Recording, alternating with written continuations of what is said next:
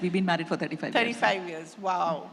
And 40 years with Ponniyin Selvan. I think Mani has been thinking about this movie.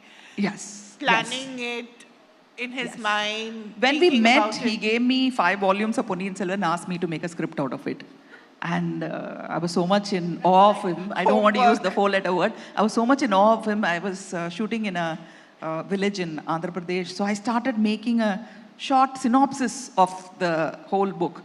And he saw this and he said, "This is not a script. You've just shot a version of Ponniyin Selvan." I said, "No, I mean, I thought I was doing the script." I forgot whatever I learned in the Film Institute because I was so much in awe of him. That is the film he was supposed to make even 35 years ago. He said Kamal Haasan is going to act as Vandiyathevan, which Karthi did, and Ilayaraja is doing the music, and we are thinking of so-and-so, so-and-so, so-and-so for other roles. And after 35 years, he actually made the film. But and I think we can applaud that epic. What a film. And it's not just a movie, right? I mean, I think it restores a sense of pride, but not in a culturally regressive way, but in a very progressive and in a very substantial way. It asserts the identity and where the Tamils come from. I think that is its beauty. I think all the credit goes to writer Kalki because I think it's 90% is from the book only, and the 10% is from how you interpret the book. So I think most of the credit will have to go to Kalki. Whatever compliments you're giving, this time has to go to the writer Kalki. You've seen Mani living with this epic in his mind. How, apart from just the casting of it, how did you see it evolving? Actually, I've been the hurdle for him. From the beginning, I've been telling him, don't do it. Why? In fact, in Saima, he said, "Thank you for the award for making Ponniyin Selvan. But I have to tell you one thing. My wife said, don't make this film." So I said, "Why do you do it in public?"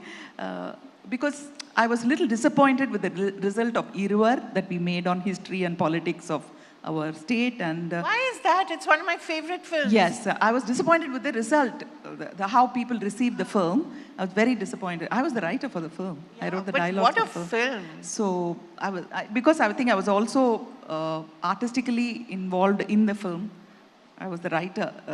The lines were written by me.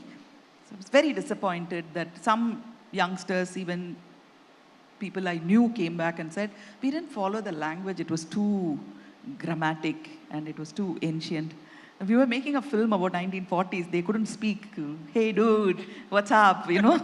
Obviously hey, they couldn't. Yeah, they couldn't speak like that. But all that disappointed me. And I said, I think our people don't want tradition. They don't want history.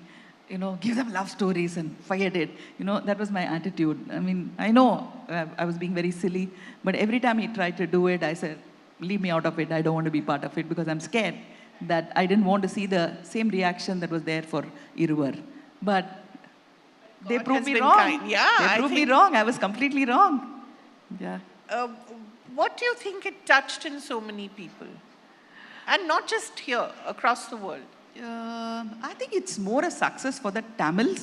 I mean, it's the biggest success that Tamil cinema has ever seen in terms of number of people who saw, number of people who liked, number of people who were really looking forward to it. It was like a celebration. It was not like a movie. I don't think it was like a film. It was like a celebration because I keep telling this, every Tamil family, any family in the world, you just ask them, is there anybody who read Ponniyin Selvan in your family? There will be at least 1 or 2 or 3 people.